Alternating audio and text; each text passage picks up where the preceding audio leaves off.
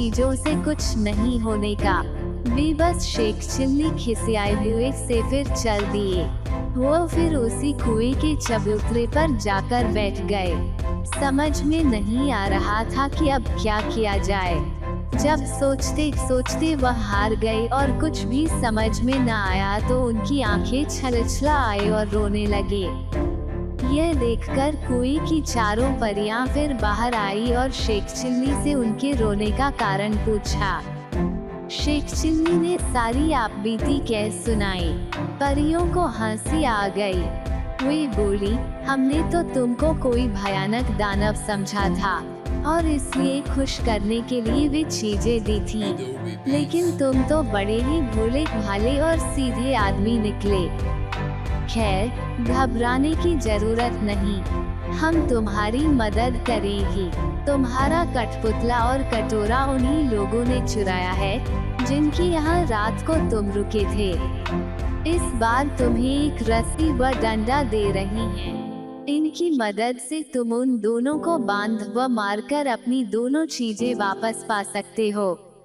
इसके बाद परियां फिर कुएं में चली गईं। जादुई रस्सी डंडा लेकर शेख चिल्ली फिर उसी आदमी के यहाँ पहुँचे और कहा, इस बार मैं तुम्हें कुछ और नए करतब दिखाऊंगा।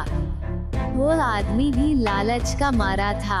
उसने समझा कि इस बार कुछ और जादुई चीजें हाथ लगेंगी, इसलिए उसमें खुशी खुशी शेख चिल्ली को अपने यहाँ टिका लिया। लेकिन इस बार उल्टा ही हुआ। शेख चिल्ली ने जैसे ही हुक्म दिया वैसे ही उस घरवाले व उसकी बीवी को जादुई रस्सी ने कसकर बांध लिया और जादुई डंडा दनादन पिटाई करने लगा। अब तो वे दोनों चीखने चिल्लाने और माफी मांगने लगे। शेख चिल्ली ने कहा, तुम दोनों ने मुझे धोखा दिया है। मैंने तो यह सोचा था कि तुमने मुझे रहने को जगह दी है, इसलिए मैं भी तुम्हारे साथ कोई भलाई कर दूं। लेकिन तुमने मेरे साथ उल्टा बर्ताव किया। मेरे कठपुतले और कटोरे को ही चुरा लिया। अब जब वे दोनों चीजें तुम मुझे वापस कर दोगे, तभी मैं अपनी रस्सी व डंडे को रुकने का हुक्म दूंगा। उन दोनों ने झटपट दोनों चुराई हुई चीजें शेख चिल्ली को वापस कर दी। यह देखकर शेख चिल्ली ने भी अपनी रस्सी व डंडे को रुक जाने का हुक्म दे दिया। अब अपनी चारों जादुई चीजें लेकर शेख चिल्ली प्रसन्न मन से घर को वापस लौट पड़े। जब बीवी ने फिर देखा कि शेख चिल्ली वापस आ गए हैं तो उसे बड़ा गुस्सा आया। उसे तो कई दिनों से खाने को कुछ मिला नहीं था, इसलिए वह भी झुंझलाई हुई थी। दूर से ही देखकर वह चीखी, कामचोर तुम फिर लौट आए। खबरदार, घर के अंदर पैर न रखना, वरना तुम्हारे लिए बेलन रखा है।